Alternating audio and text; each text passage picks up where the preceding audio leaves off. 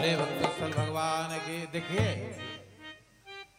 दोपहर को जो व्यक्ति सो लेता है, ये दियो स्नान करके फिर भगवान के पास नहीं आता तो उसको कोई रिजल्ट नहीं मिलता। इसलिए इन लोगों को भी समझा रहे हैं, ये नहीं केवल आप लोगों को ही समझा रहे हैं। भोजन पहली बात तो एक टाइम करना चाहिए, ये उसका पालन नहीं करते। दोनों टाइम भोजन मिलना चाहिए, और दोनों टाइम भोजन करेंगे तो सोएंगे, तो सोएंगे तो फिर स्नान करो, स्नान करके फिर मंच पर आओ। बात समझ गए कि नहीं समझ गए? ऐसे वही है ना कि परोपदेश कुशल बहु तेरे, परोपदेश कुशल बहु तेरे, ये पालहि नर न घनेरे।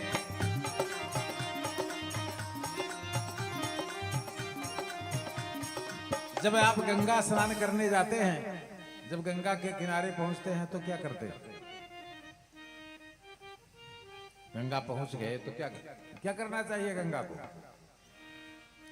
अगर नहीं करते हैं तो रिजल्ट नहीं मिलेगा। आइए देखते हैं। बोले उतरे राम देव सरिहर, सीखे दंडवत हरस विशेष।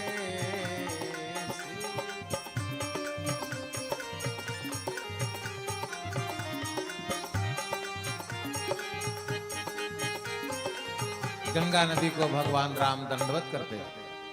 यद्यपि उन्हीं के नखमंडल से निकले हैं, लेकिन जब कोई आएगा स्नान करने तो किस प्रकार से स्नान करेगा उसको बताने के लिए कर रहे हैं। बोले लखना सचेवा से, इन्होंने भी दंडवत किया।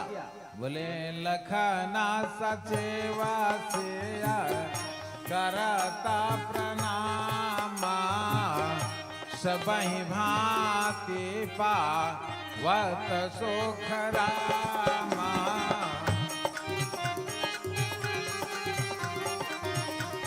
राम का आचरण उतार करके गंगा में स्नान करने के पहले हमको क्या करना चाहिए? गंगा को प्रणाम करना चाहिए, नंबर 1। नंबर 2, जब गंगा में प्रवेश करें तो सबसे पहली डुबकी किसके लिए है?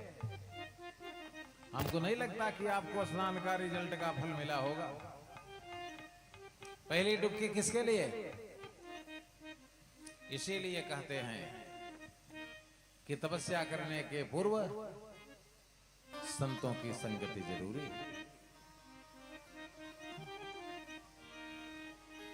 जब सत्संगत करेंगे, बड़ी पुंज बिनु मिलहि किसंता, पुण्य पुंज बिनु मिलहि किसंता, सत्संगति संस्कृत करे अंता। राजीव जी, 6 बार डुबकी लगाएंगे तो 6वीं आपकी है। मत्स्य महापुराण माघ महात्म। पहली डुबकी किसके लिए है?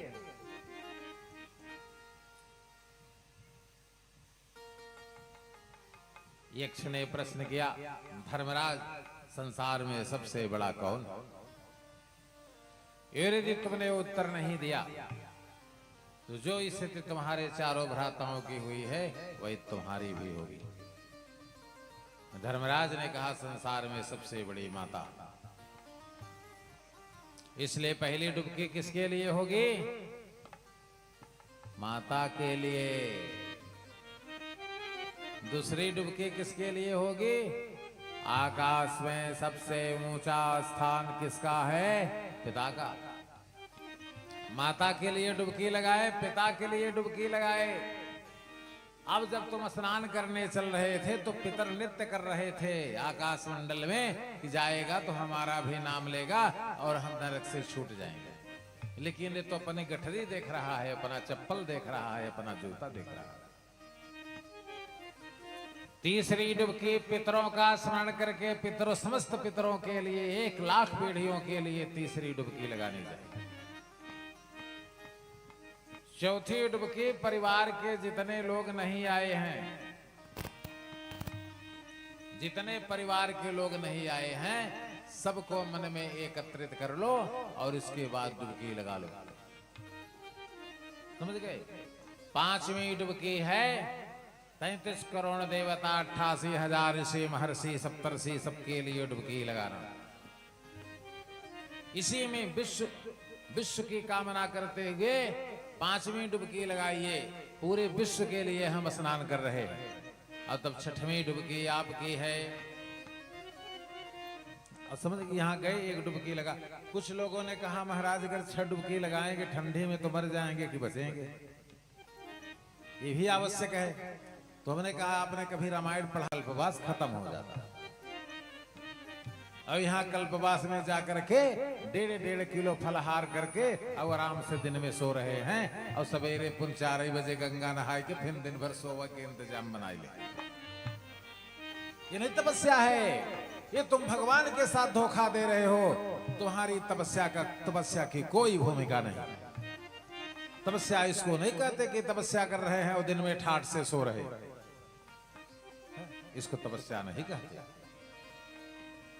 लिखा है मानस में, ऐसे ऐसे प्रवेश करो गंगा में, ऐसे हाथ से स्पर्श करो और ऐसे मस्तक पर लगाओ। माता के लिए, पिता के लिए, पितरों के लिए, समग्र परिवार के लिए, समस्त देवता, नगर, जनपद, प्रदेश, देश, बस्ती एवं विश्व के लिए। तब 6वीं डुबकी अपनी प्रमाण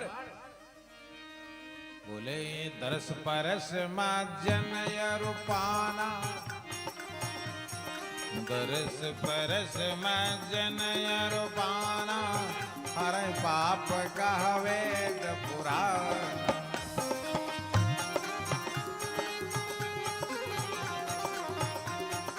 ये गंगा मैया है, तुम गंगा में स्नान करोगे यहां से लेकर हरिद्वार तक, और तुम्हारा रिजल्ट कौन बनाता है?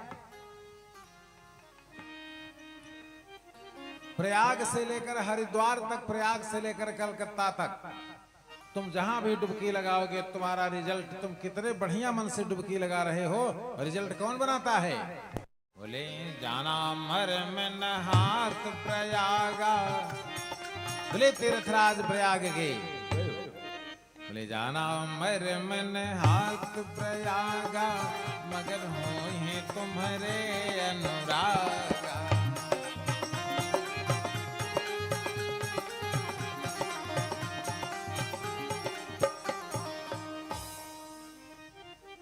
यादृशी भवेत श्रद्धा, तादृशी फलमोदृशेत। और गंगा में स्नान करने के बाद अगर अपनी साड़ी गंगा में धुल दी तो 3 पीढ़ी के पितर तुरंत अगर स्वर्ग गए हैं तो वो नरक में ट्रांसफर कर दिए जाते हैं। कथा ध्यान से सुन रहे कि नहीं सुन रहे हैं?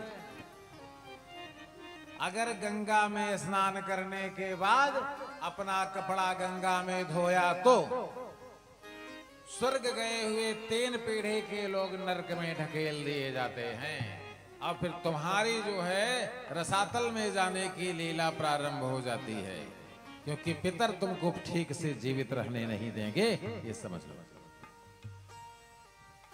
इसलिए कभी भी गंगा नदी में स्नान करिए, अपना कपड़ा फिर प्लास्टिक और झोरे में रख करके ले आइए, अपना किसी हैंडपंप पर कपड़े को गारिए। लेकिन गंगा में उस वस्त्र को क्यों कि गंग सकल मुद मंगल मूला, गंग सकल मुद मंगल मूला, सब सुख करने हरण सब सुख।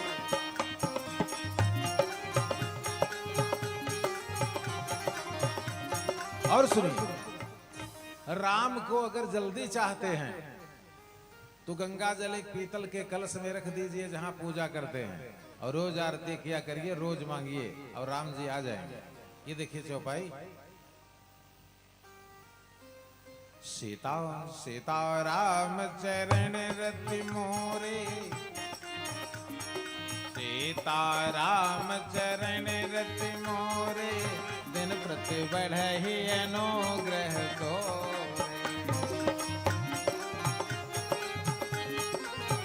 दुनिया की कोई भी कामना आप गंगा मैया से मांग लो, गंगा मैया पूरा करती हैं। कैसे? सीता ने